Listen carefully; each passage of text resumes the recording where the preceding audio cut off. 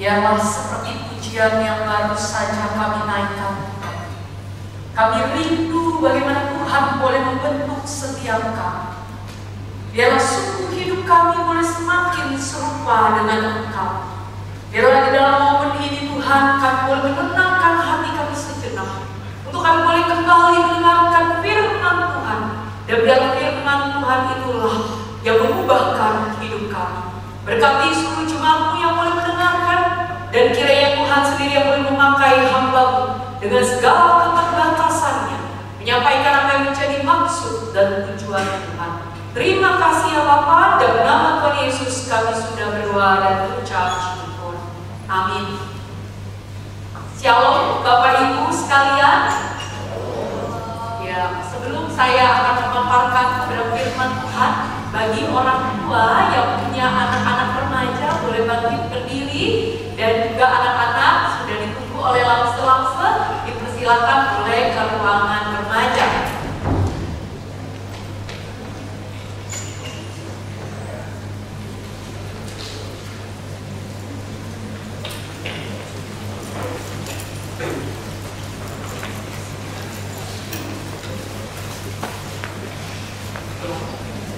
Saya sangat bersyukur saya bisa melayani Bapak Ibu Saudara sekalian pada hari ini. Hari ini saya diberikan tema yaitu Aku Jatuh Dalam Dosa, yang diambil dari perikop Yohanes 8 ayat 1 hingga ayatnya ke-11. Mari sama-sama kita akan melihat Yohanes 8 ayat 1 hingga ayatnya yang ke-11. Sebelumnya saya memperkenalkan diri, saya Dedi Junia, saya melayani di GKI Gading Serpong. Bersyukur hari ini boleh bersama-sama melayani saudara-saudara. Mari kita memperhatikan Yohanes 8 ayat 1 hingga ayatnya yang ke-11. Kita akan membacanya secara bergantian. Saya ayat pertama, Bapak Ibu ayat kedua, demikian seterusnya. Lalu mereka pulang masing-masing ke rumahnya, tetapi Yesus pergi ke Bukit Zaitun. Ayat 2.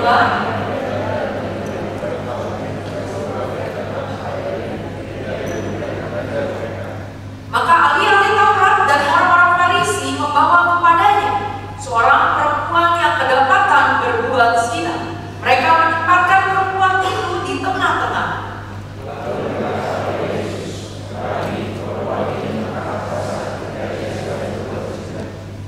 Musa dalam hukum Taurat memerintahkan kita untuk melempari perempuan-perempuan yang demikian.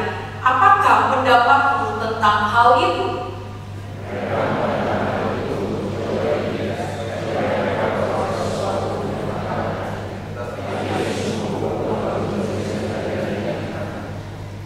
Dan ketika mereka terus-menerus bertanya kepadanya, ia pun bangkit berdiri lalu berkata kepada mereka, barang siapa di antara kamu tidak berdosa, hendaklah ia yang pertama melemparkan batu kepada perempuan itu. Tetapi setelah mereka mendengar perkataan itu, pergilah mereka seorang demi seorang, mulai dari yang tertua. Akhirnya tinggallah Yesus seorang diri dengan perempuan itu yang tetap di tempatnya.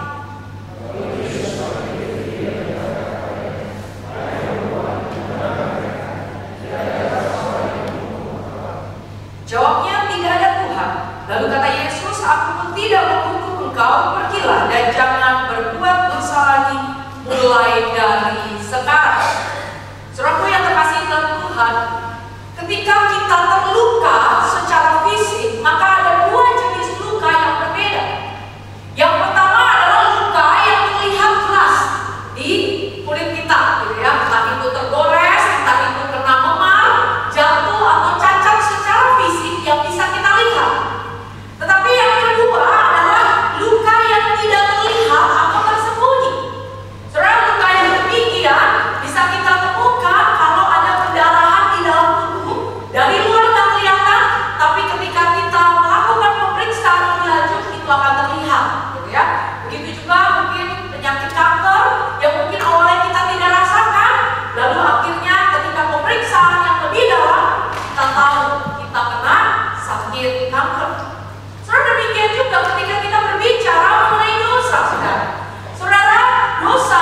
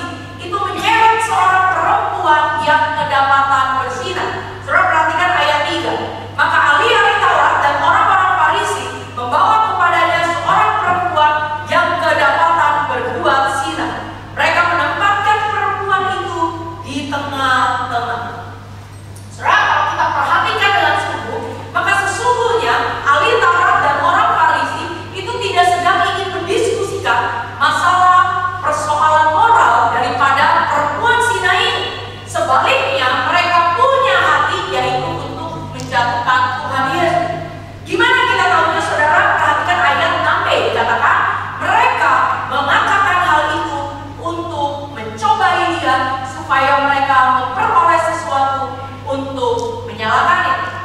Kalau kita lihat latar belakangnya, maka menurut hukum Musa, seorang pezina itu harus dihukum mati dengan cara dirajam. Makanya mereka bilang, apakah ini harus dilempari dengan batu? Namun saudara, pada saat itu pemerintah Romawi telah mencabut daripada hak Sanhedrin, Mahkamah Agama Yahudi, di dalam penjatuhan hukuman mati. Karena itu saudara, kalau Tuhan Yesus bilang berkata, ya sudah, lemparilah, rajamlah, ya, maka sesungguhnya pada saat itu Yesus artinya telah melanggar hukum Romawi dan dia bisa ditangkap.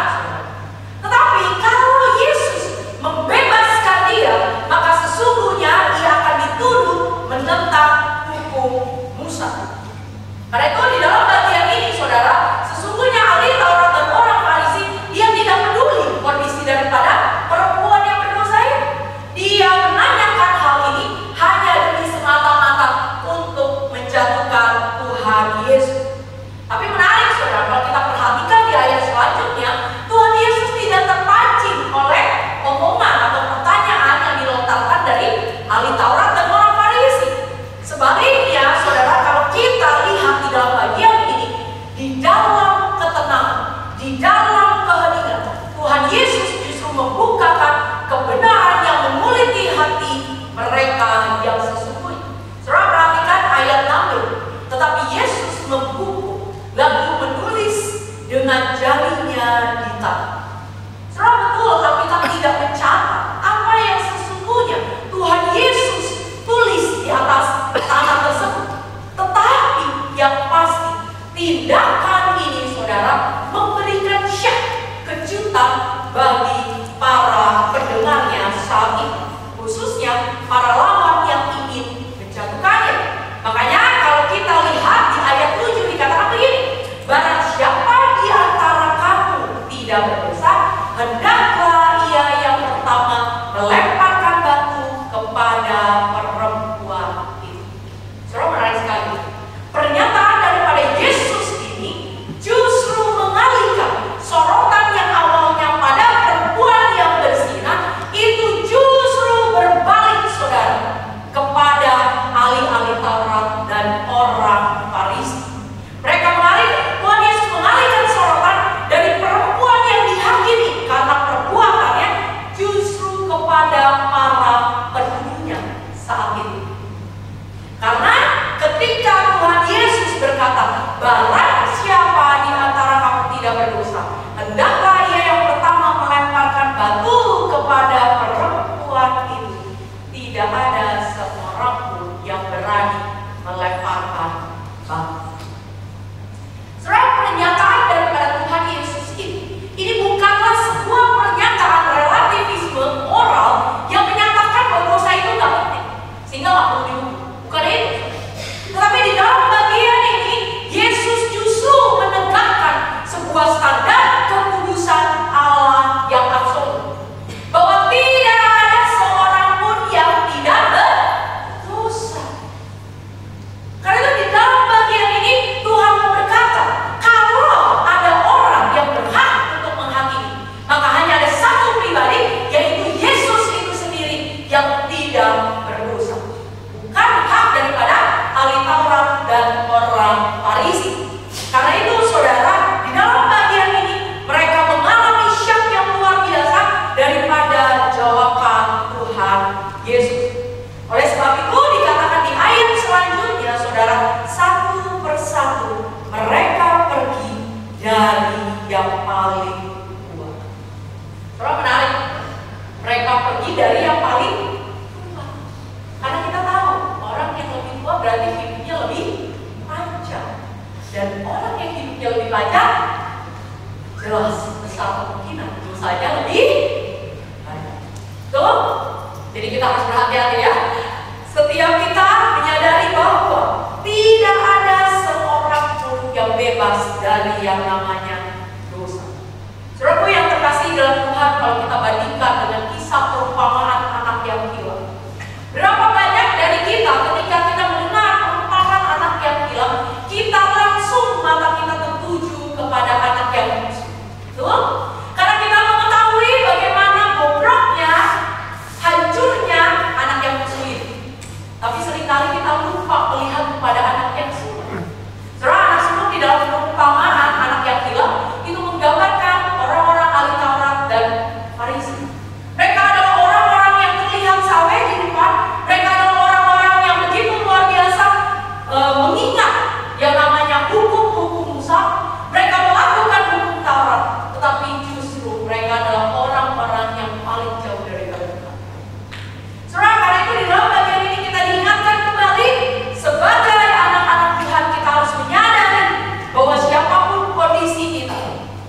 ada hak untuk kita menjadi hakim bagi orang lain. Saudaraku yang terkasih dalam Tuhan, tetapi seiring berjalannya waktu, kalau kita mau jujur, tanpa kita sadari, seringkali kita berlaku seperti ahli Taurat dan orang-orang Farisi. Tanpa kita sadari, seringkali kita menjadi hakim-hakim kecil di dalam gereja yang menghakimi orang-orang yang kita anggap jauh lebih berdosa daripada kita. Saudara, jelas sekali dosanya orang yang mencuri dengan dosanya orang yang menyimpan kepahitan dan iri hati di dalam hati itu sama, equal di hadapan Tuhan. Tapi seringkali kita merasa diri ini lebih baik daripada orang lain, merasa diri ini lebih saleh daripada orang lain, sehingga tanpa kita sadari kita menjadi orang-orang yang seringkali seperti orang Farisi dan ahli Taurat. Kita menjadi hakim-hakim kecil yang menghakimi orang-orang di sekitar kita. Karena itu hari ini kita kembali diingatkan bahwa siapapun kita membutuhkan pengampunan daripada Kristus. Karena tidak ada seorang pun yang lepas dari yang namanya dosa.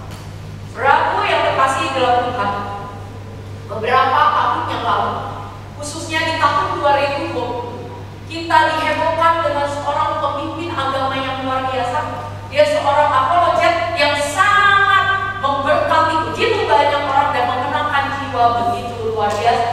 Dia pun menjadi seorang penulis buku yang bukunya itu telah dicetak ratusan ribuan buku, dan itu telah memberkati begitu banyak orang.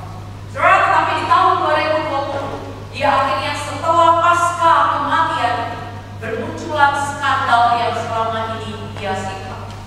Saudara, yang tadinya orang mengidolakan dia, saudara, tiba-tiba menjadi orang yang menghujat dan menghakimi dia. Saudara, di sini saya tidak berkata bahwa saya membenarkan perbuatan daripada hamba Tuhan ini. Tetapi seringkali kita hanya berhenti pada menghakimi yang seharusnya itu pun bukan hakim. Tapi kita lupa jika seorang hamba Tuhan yang besar saja itu bisa jatuh di dalam dosa, maka saya dan saudara tidak ikut terhadap dosa. Tapi seringkali yang terjadi, kita lebih sibuk menghakimi orang lain dibanding kita mengintrospeksi siapakah diri kita di hadapan Tuhan. Adakah ketika kita menghakimi orang-orang di sekeliling kita, adalah kita adalah orang-orang yang sudah sungguh-sungguh benar di hadapan Tuhan. Saudara, kita harus mengingat kita semua adalah orang-orang berdosa. Tidak ada seorang pun yang sempurna dan berhak untuk menghakimi. Karena itu biarlah di dalam bagian firman Tuhan ini kembali kita diingatkan setiap orang karena itu membutuhkan Kristus untuk menebus dosa kita dan menyelamatkan setiap kita. Seharusnya ketika kita melihat ada orang-orang percaya, bahkan seorang hamba Tuhan yang jauh, seharusnya menyadarkan kita harus lebih bergantung kepada Tuhan. Saudara, sekali lagi saya katakan, ketika kita melihat realita bahwa pemimpin agama yang besar sekalipun ketika dia ditemukan dia jatuh di dalam dosa, maka terlebih lagi kita seharusnya semakin bergantung kepada Tuhan. Bukan dengan sikap sombong kita merasa bahwa kita adalah orang-orang yang sudah melayani Tuhan, bahkan mungkin kita lebih sering ada di gereja dan merasa kita ikut daripada dosa. Tidak ada, saudara. Justru kegagalan kita, keberdosaan kita, kejatuhan kita, justru ketika kita sombong merasa diri kita jauh lebih baik dan kita tidak akan jatuh di titik itu. Pada itu yang kedua, saudara, hari ini kita belajar bahwa anugerah Allah melampaui kegagalan atau keberdosaan manusia. Saudara, perhatikan kata tertangkap basah di dalam ayat yang keempat. Di dalam bahasa aslinya menggunakan kata katele tepai dalam bentuk perfect passive participle yang berarti tidak ada ruang bagi perempuan ini untuk membela dirinya karena pada saat itu ia benar-benar ditangkap pada saat melakukan perbuatan dosa. Saudara yang terkasih dalam Tuhan, karena itu perempuan ini sesungguhnya tidak bisa menolak, karena dosanya itu dipertontonkan, dosanya itu sudah terlihat dengan jelas. Saudara bayangkan jika setiap kita, ya ada satu alat yang bisa transfer gitu ya di dalam LED ini, setiap isi hati dan dosa-dosa kita, kebayang betapa malunya, bukan? Karena kita sadar setiap kita kita punya isi hati yang terus terang. Mungkin di luar orang kelihatan baik, di luar orang kita penuh kasih, tapi justru di dalam penuh dengan keberdosan. Sama seperti wanita ini, saudara. Ketika dia ditangkap basah, dia mengalami yang namanya rasa malu yang begitu dalam. Karena dosanya dipertontonkan. Bedanya saya dan saudara, dosa kita gak ada di layar ini. Tapi saya mau katakan, biar yang tersembunyi bagi Tuhan. Tuhan tahu isi hati kamu dan saya. Saudara yang terkasih di dalam Tuhan, di dalam bagian ini ketika dia tertangkap basah, maka saya percaya perempuan ini mengalami rasa malu yang luar biasa. Dia dihinggapi rasa rendah diri, ketidaklayakan yang luar biasa. Mari kita perhatikan, tetapi di ayat 10 dan 11 Tuhan ketika melihat, Tuhan berkata, Yesus bangkit berdiri dan berkata kepadanya, hai perempuan, di manakah mereka? Tidak adakah seorang pun yang menghukum engkau? Jawabnya, tidak ada Tuhan. Lalu Yesus berkata, aku tidak menghukum engkau, pergilah dan jangan berbuat dosa lagi mulai dari sekarang. Saudara, ini adalah hal yang begitu luar biasa. Di tengah kegagalan umat, di tengah keberdosaan perempuan ini, Yesus tidak datang untuk menghujat dia. Yesus tidak datang untuk menghakimi dia, tapi Yesus merangkul perempuan. Dia tidak menghukum. Dia justru berkata, dosa lagi. Kalau kita mau jujur, berapa banyak dari kita ketika kita tahu ada rekan yang jatuh di dalam dosa, kita masih mau menghampiri dia, kita masih mau merangkul dia. Bukankah kebanyakan dari kita ketika orang jatuh, kita hakimi, kita gosipkan, bahkan kita lupa. Tetapi di dalam bagian ini kasih Allah begitu luar biasa. Bahkan dikatakan kasih Allah melebihi segala kegagalan dan keberdosaan kita. Saudara perhatikan di ayat 10 dan 11 ada dua kata penting. Yang pertama adalah menghukum dan yang kedua adalah pergilah. Saudara, kata menghukum di sini menggunakan kata krino di dalam bahasa aslinya yang menggunakan kata yang sama, kata krima atau penghukuman yang dipakai oleh Rasul Paulus di dalam Roma 8 ayat 1. Dikatakan demikianlah sekarang tidak ada penghukuman bagi mereka yang ada di dalam Kristus Yesus. Saudara, ini menarik sekali karena pernyataan Yesus kepada perempuan yang berzina ini, ketika dia berkata tidak lagi menghukum engkau, ini merupakan proklamasi Injil yang mendahului sebelum Tuhan Yesus naik ke atas kayu salib. Di mana di dalam bagian ini Yesus hendak menyatakan bahwa pengampunan yang ia telah berikan kepada perempuan ini telah membebaskan dia daripada dosa-dosanya yang pada akhirnya mendatangkan keselamatan bagi perempuan ini. Dengan kata lain, saudara, saya dan saudara pun telah menerima pengampunan daripada Kristus. Kita telah ditebus segala dosa-dosa kita melalui pengorbanan di kayu salib. Karena itu, saudara, dosa telah dihapuskan.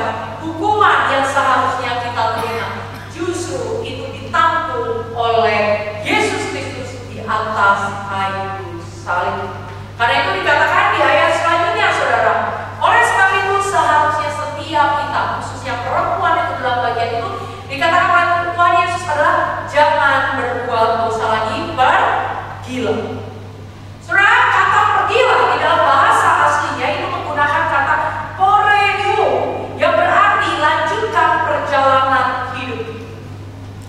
Saudara, seperti yang tadi saya katakan, ketika dosa daripada perempuan ini dipertontonkan, saudara, di begitu banyak orang mengetahui bahwa dia telah berbuat zina, betapa malunya, betapa rendahnya dia, betapa dia merasa ketidaklayakannya, saudara. Ketika di dalam bagian ini dikatakan, saudara, Tuhan berkata pergilah, yang sesungguhnya berkata lanjutkanlah hidupmu. Tuhan tahu dia gak akan pernah bisa melanjutkan hidupnya karena sudah terlalu malu. Saudara, kalau kita jatuh di dalam dosa yang parah ada, saya percaya kita pun merasa putus asa, kita bisa merasa frustasi, bahkan kita merasa kita tidak sanggup lagi. Sehingga ada banyak orang di tengah kegagalan yang mereka milih untuk bunuh diri. Kenapa? Karena mereka tidak sanggup menghadapi rasa malu, rasa bersalah yang ada di dalam hati. Tapi menarik sekali, Yesus tahu sampai ke dalam hati manusia. Dia tahu bagi seseorang yang sudah begitu luar biasa dipermalukan di hadapan semua orang akan dosa-dosanya, tidak mungkin dia sanggup melanjutkan hidup apabila bukan karena Kristus yang memberikan dia pengharapan. Makanya kata pergilah itu sesungguhnya lanjutkanlah. Ada sebuah pengharapan baru. Kenapa? Bukan karena kekuatan dia, bukan saudara. Karena sebelumnya kata menghukum Tuhan sudah bebaskan dia dari hukuman. Tuhan sudah mengampuni dia.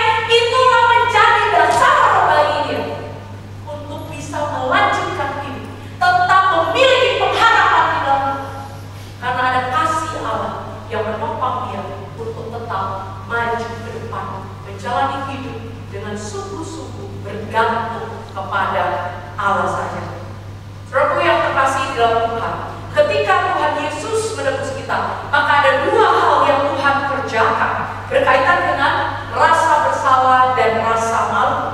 Saudara, ada dua hal. Apakah itu? Yaitu yang pertama, Tuhan menyelesaikan rasa bersalah melalui proses justification atau pembenaran, dan rasa malu melalui adoption atau perubahan status. Saudara, di dalam kasih dalam Tuhan, di dalam kondisi kita manusia yang sudah jatuh di dalam dosa, maka sesungguhnya kita adalah orang-orang yang dihukum. Kita adalah orang-orang yang bersalah di hadapan Tuhan. Karena itu tanpa pembenaran daripada Tuhan, tanpa Tuhan yang membebaskan kita dari hukuman, maka kita masih menjadi orang-orang yang dipenjarakan, atau kita adalah orang-orang yang dihukum. Tetapi karena karya Kristus di atas kayu salib, Dia memberikan pembenaran buat saya dan saudara. Saudara, saya tidak mungkin membaca satu paragraf lagi dari Roma 8 ayat 1 sampai 11. Nanti Bapak Ibu ketika ibadah selesai di rumah, mari kita juga boleh membaca di dalam Roma 8 ayat 1 sampai 11. Apa yang Tuhan kerjakan bagi umat orang yang berdosa, manusia yang berdosa. Ketika Dia menebus, Dia memberikan pembenaran bagi kita. Kita yang seharusnya dikatakan kita orang bersalah, tetapi kita dibenarkan oleh karya Kristus di atas kayu salib. Dan saudara, gak berhenti kita cuma dibenarkan, tetapi kita juga diangkat menjadi anak melalui proses adoption. Kita bukan lagi budak-budak dosa, kita bukan lagi hamba-hamba dosa, tetapi kita diangkat menjadi anak-anak Tuhan. Saudara yang terkasih di dalam Tuhan, di dalam bagian ini saya ingin kita melihat satu tabel untuk membuat kita lebih memahami bagaimana konsep rasa bersalah, rasa malu, dan bagaimana respon Injil. Terus mari kita perhatikan. Jikalau kita mengalami rasa bersalah, maka biasanya orang-orang yang merasa bersalah fokusnya itu kepada tindakan. Apa yang saya lakukan? Lalu ketika kita merasa rasa malu, siapa diri kita di hadapan Tuhan? Tetapi respon daripada Injil yang Allah kerjakan di atas kayu salib itu mengubah keduanya. Melalui karya Kristus, Tuhan melakukan pembenaran dan pengadopsian buat kita, sehingga kita tidak perlu lagi merasa bersalah atau malu. Tetapi kita menyadari orang-orang yang hidup di dalam rasa bersalah, maka dia punya perasaan internal. Coba perhatikan ya di sebelah kiri. Ya. Perasaan internalnya apa? Saya telah melanggar hukum Tuhan. Orang yang merasa malu karena dosanya, dia berkata, saya cacat, saya kotor, tidak layak dikasih. Tetapi ketika Kristus datang, mengampuni kita, menebus kita di atas kayu salib, maka Injil berkata, dosa-dosamu telah diampuni, dan engkau saat ini adalah anak-anak. Lalu perhatikan tabel yang ketiga, saudara, solusi manusia. Ketika manusia merasa bersalah yang terus-menerus menghantui, maka dia berupaya dengan kekuatannya sendiri. Aku akan membayar utang dosa dengan cara apa? Berbuat baik. Pertanyaan saya, berapa banyak kita bisa berbuat baik? Saudara, dalam satu hari ini mungkin dari pagi sampai kita datang ke sini, mungkin kita juga sudah berbuat dosa.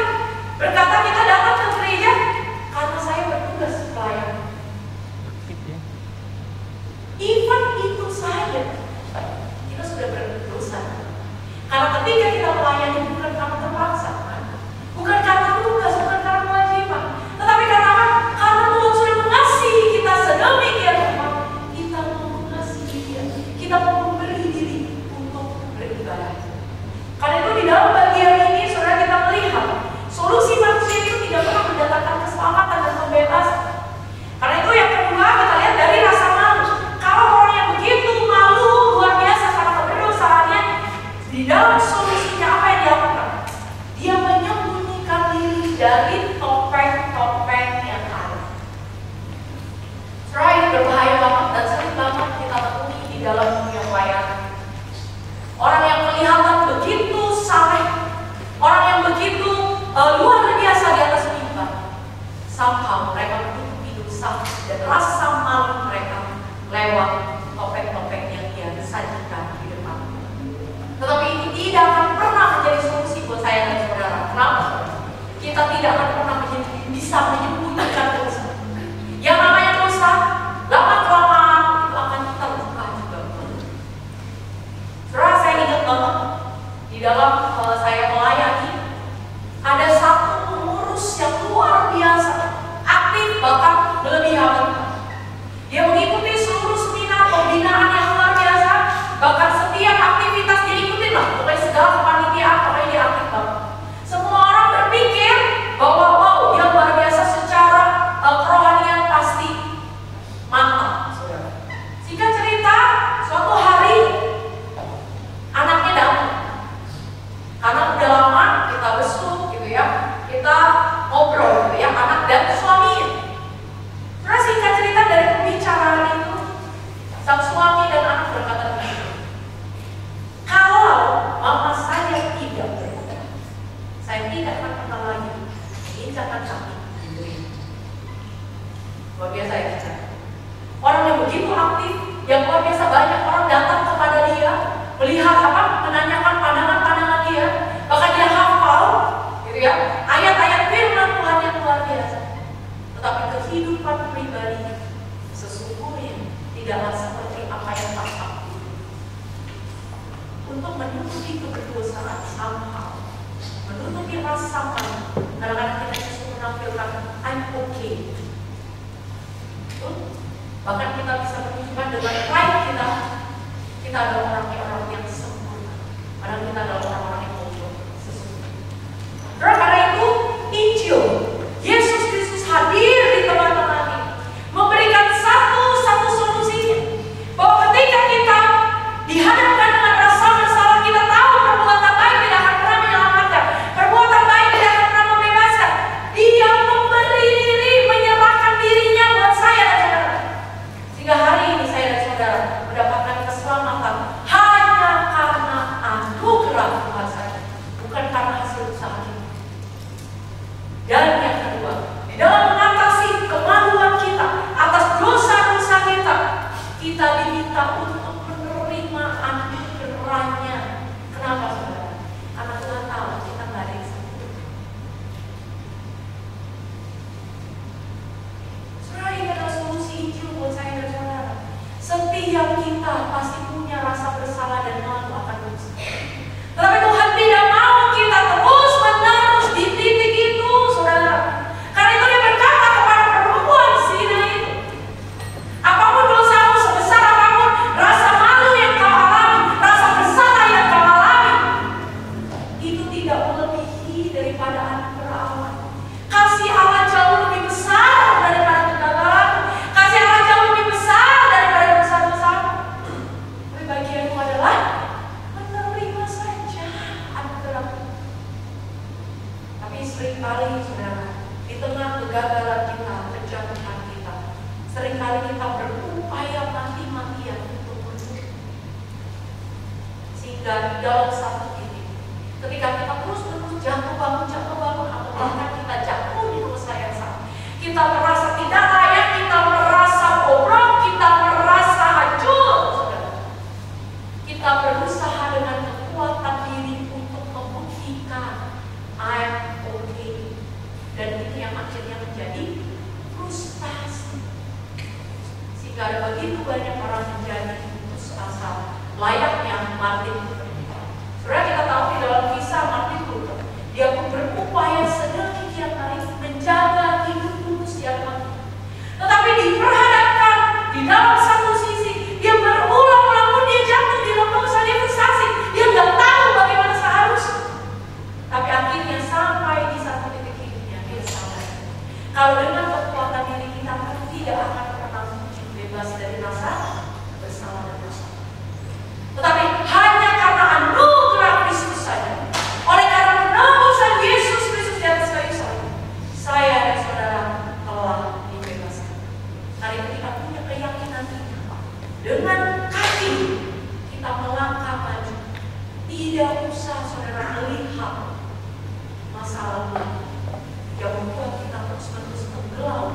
dalam rasa bersalah dan rasa malu.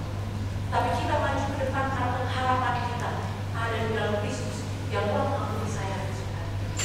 Saudara, pengampunan Yesus Kristus di atas kayu salib itu bukan hanya menebus dosa saya dan saudara di masa lampau, tetapi juga masa sekarang dan masa yang akan. Artinya saudara, jika engkau dan saya di dalam perjalanan pengurusan ini kita jatuh bangun itu sesuatu yang wajar. Karena selama kita masih tinggal di dalam dunia ini, kita masih bisa jatuh dalam dosa. Tetapi bedanya kita yang percaya kepada Kristus, kita punya pengharapan di dalam Kristus. Kita punya Roh Kudus yang terus bekerja, menopang kita. Bahkan saya katakan, jika hari ini kau datang ke tempat itu karena pentopangan. Jika hari ini kau yang telah gagal melakukan kehendak Tuhan, berkali-kali kau mendukakan hati Tuhan, tapi kau masih diberi kesempatan hidup. Itu pun adalah anugerah yang menyatakan bahwa kasih Allah yang begitu luar biasa, melebihi daripada kegagalan dan kegagalan. Dan itu adalah kabar baik yang luar biasa. Saudara, berapa banyak dari kita ketika kita gagal, ketika kita jatuh di dalam dosa, sahabat yang selama ini bersama-sama dengan kita, mereka bisa tetap menyertai kita yang mengalami kegagalan, mengalami moral-maling di dalam usaha kita. Teman yang kita anggap baik seperti masihkah dia bersama kita membantu? Ketika engkau jatuh di dalam dosa moral, engkau ketahuan berselingkuh, engkau ketahuan melakukan hal-hal yang tidak benar, melakukan pakai obat-obatan terlarang, masihkah keluarga kamu menerima itu? Satu fakta yang tidak bisa dilupakan, kasih manusia itu ramah. Kasih manusia bersyarat banget. Saat engkau memberikan saya manfaat, saat engkau baik, aku kasih. Tetapi ketika engkau hancur lebur, ketika engkau tidak ada harganya lagi, ketika engkau tidak ada manfaat lagi, kita buang. Karena jika engkau menggantungkan hidup pada kasih manusia yang berubah-ubah, maka sia-sialah. Tapi ketika kita menggantungkan hidup kita, kita mendasarkan kasih kita kepada Kristus yang kokoh itu dan tidak pernah, bahkan di tengah kehancuran kegagalan kita, saudara, dia masih membuka tangannya dengan lebar. Dia memeluk hidup, bahkan di dalam proses jatuh, Tuhan bersama-sama dengan kita. Saat engkau menangis, dia pun menangis bersama dengan kita. Terus harusnya itu menjadi penanganan Kristus. Bahwa di tengah kegagalan kita masih ada kasih anugerah Allah yang lebih besar dari kebangsaan kita dan kegagalan kita. Selanjutnya kita akan melihat poin yang ketiga, yaitu anugerah Allah memampukan orang percaya hidup kudus. Saudara perhatikan ayat 11. Dikatakan demikian, jangan berbuat dosa lagi mulai dari sekarang. Saudara, bagian ini bukan hanya sekedar menghibur kita pada ayat 11a bahwa kita telah diampuni, tetapi ini juga menjadi sebuah panggilan baru bahwa ketika kita sudah ditebus oleh Tuhan, kita sudah diampuni oleh Kristus, maka jangan berbuat dosa lagi. Mari kita hidup kudus di hadapan Tuhan. Saudara, dalam bagian ini bukan berarti Tuhan mau begini, jangan lagi berbuat dosa karena kamu sudah sempurna.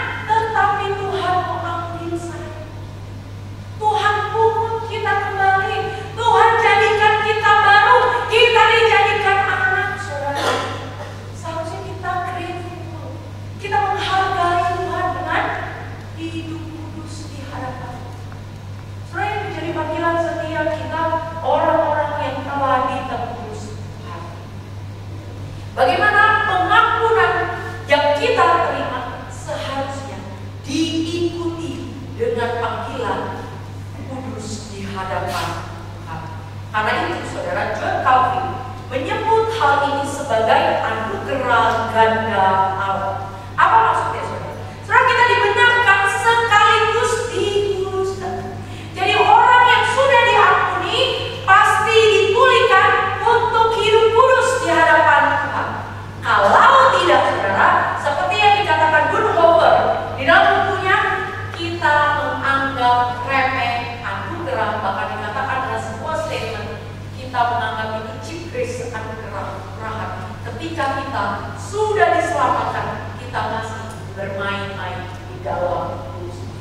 Karena itu di dalam bagian ini, ketika Tuhan berkata, jangan berbuat dosa lagi mulai sekarang, itu sesungguhnya di dalam bahasa aslinya, jangan terus-menerus hidup di dalam dosa. Artinya jangan dosa itu dijadikan gaya hidup. Tetapi biarlah kekudusan itu justru menjadi gaya hidup kita bersama. Bagaimana kita setiap hari, setiap detik rindu memuliakan nama Tuhan lewat pikiran kita, kehendak kita, tubuh kita, sehingga sungguh nama Tuhan dimuliakan.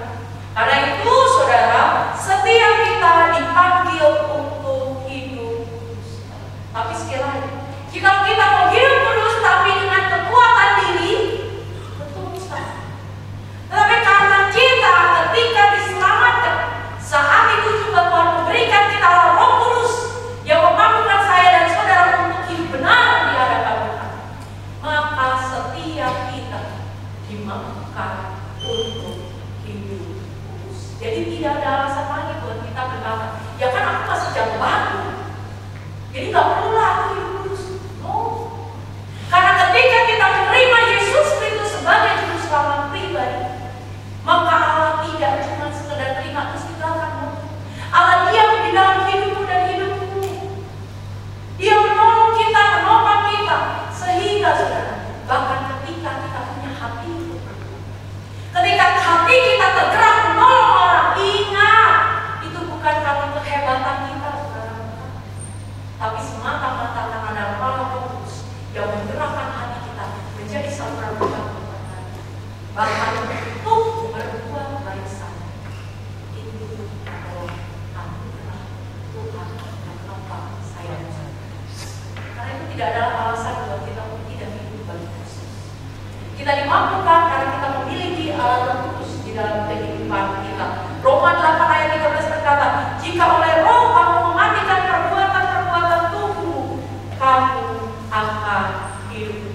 Oleh karena itu, setiap orang yang telah menjadi milik Kristus, hidupnya bukan lagi tentang diri, bukan lagi berbicara memuaskan keinginan dagingmu, bukan.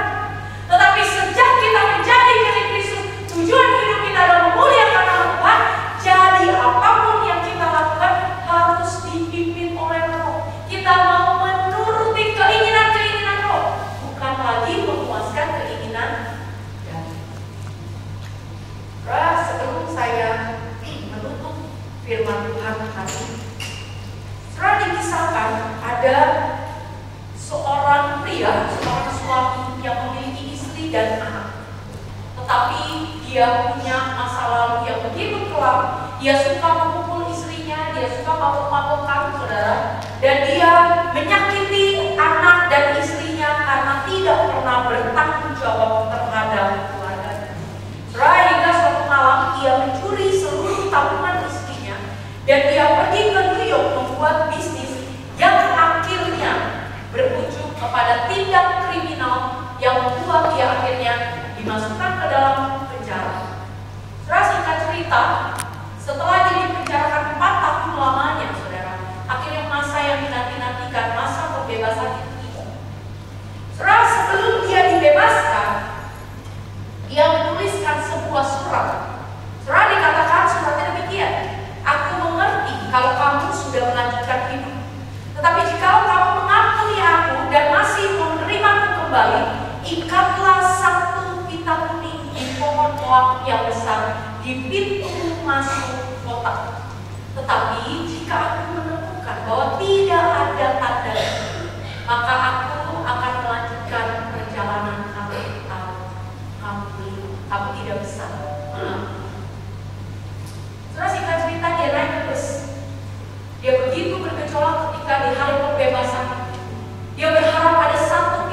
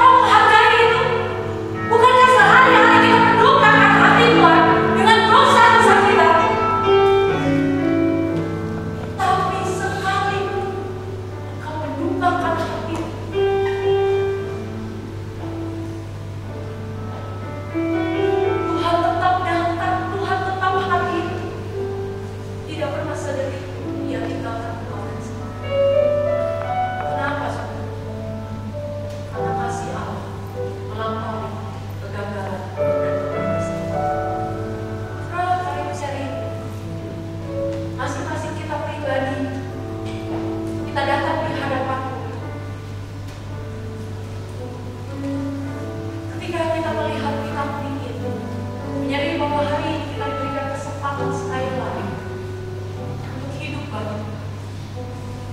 Adakah sungguh setiap kita rindu untuk hidup bagi Tuhan? Mari kita Bapa dalam surga, Kau lebih tahu apa yang kami alami. Mungkin ada di antara kami yang seperti orang-orang Farisi dan ahli Taurat, rasa selama ini diri kami, hidup kami sudah cukup baik sehingga kami tidak lagi membutuhkan Tuhan. Atau ada di antara kami sama seperti perempuan sundal ini, perempuan yang bersinar, dan kami menyadari ketidaklayakan kami. Bahkan untuk mengangkat muka kami saja kami tidak berani, karena ada rasa bersalah, rasa malu yang begitu mengikat kami. Tuhan, apapun kondisi kami hari ini, kami rindu Kau melawat setiap hati kami. Kau berbicara kepada kami masing-masing lepas pribadi. Seberapa besar dosa Kau telah diampuni oleh Tuhan. Karena itu Tuhan, kami mohon dengan anugerah Kau ampunilah setiap dosa dan kesalahan kami. Dan biarlah anugerah Tuhan itulah Tuhan yang memampukan kami hidup kudus sebagai Tuhan. Karena kami tahu kami sudah mendapatkan kesempatan itu. Dan biarlah kami tidak lagi menyia-nyiakan kesempatan kami untuk bermain-main di dalam dosa. Sebaliknya, kami dengan berani menjalani hidup ini karena kami tahu kami punya Allah dan kami rindu memuliakan nama. Terima kasih ya Bapa. Dalam nama Tuhan Yesus